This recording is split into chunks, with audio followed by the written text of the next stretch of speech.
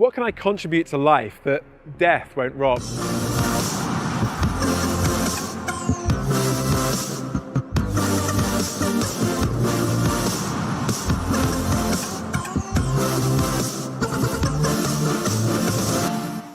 My name is Michael Otts and I'm an author and speaker. And as I travel to universities across Europe, I found that until relatively recently, the question of death isn't one that most students think much about. But all of that's changed. We've been reminded through the course of this pandemic of the reality of our mortality. But of course, the coronavirus pandemic hasn't increased the probability that any of us are going to die. That's never changed. It's always been 100%.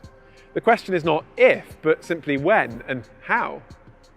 And if we are all going to die one day, it should make us ask the question, what is the point of my life before death? Does it really matter? Well, if death is the end, if there is nothing that lies beyond, then ultimately and consistently speaking, life doesn't really matter, does it? You might say, hang on a minute, I can have children and pass stuff on to a future generation. But can you remember the name of your great-grandparents? We will so easily be forgotten. You might say, well, I will contribute to make the world a better place and try and improve the world, and that's a worthy ambition. But ultimately, if death is not just the end for me, but for the universe as well, what is the point of everything we do and achieve? But if that is ultimately the reality that we face with life, what is the point? Many of us don't like the thought that this world is all there is, and so we might therefore say, there is something more. Maybe there's a heaven or a spiritual dimension, a paradise that one day we might go to. And that might be comforting, but what's the point of life before then? For many people, life simply becomes a test that we must pass. We just need to be good enough so that we can go to that other place. But what we really do, what we achieve and accomplish, that doesn't really continue. Christianity offers a different answer to this question though. It doesn't say this life is all there is, but nor does it say that our future destination is on some other spiritual dimension apart from this world. Christianity talks about the restoration of everything. It talks about the renewal of this physical world in which we live, and it invites us to be part of that. It's all based on the claim of Jesus' resurrection from the dead. And it says that resurrection is the hope, not just for us if we know and trust him, but for this world too.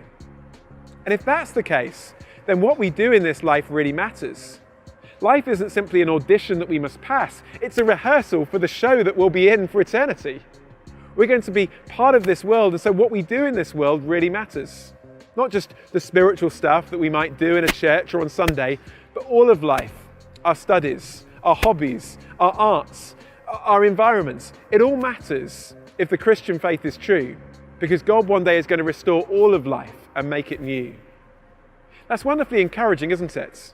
But maybe it's also a little bit sobering. Because if everything we do in life matters, then what about the stuff in life that we're not so proud about?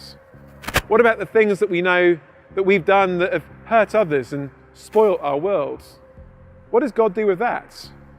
If God was one day going to make a world that was without suffering and pain, could we be part of it? Because aren't we sometimes part of the problem? But this is the wonderful news of Christianity, that though we are sometimes part of the problem of this world, God offers us a solution. He doesn't simply give us a moral code that we need to try and live up to, but he offers us forgiveness, the forgiveness that he made available because of what Jesus Christ did in his death for us on the cross. He offers us a fresh start, and then by his Spirit coming into our lives, he offers us the ability to become new people, his agents of change and transformation in this broken and hurting world. And we're invited to partner with him in what he's doing, in restoring this world, and as we look forward to that hope of what he will do finally and fully one day. But you know, these are big questions, aren't they? So why not join us tonight? At 7:30, we're going to be having a live discussion where we can think about this in more detail and have a chance to look at the questions that you might have around it. But also, why not send us your questions? Because not only will we like to send you an answer to the questions that you've given us, but we'd also like to send you a treat as well. So why not get in touch, and we'd love to continue the conversation.